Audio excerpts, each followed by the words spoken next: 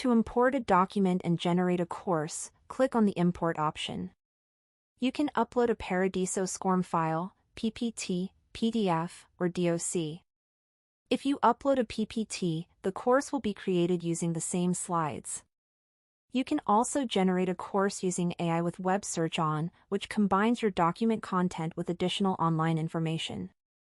If Web Search is off, the course will be created only from the uploaded content. After uploading, click on Import.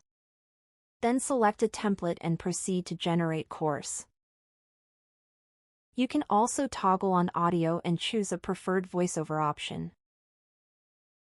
Once done, click on Generate Course to create your course.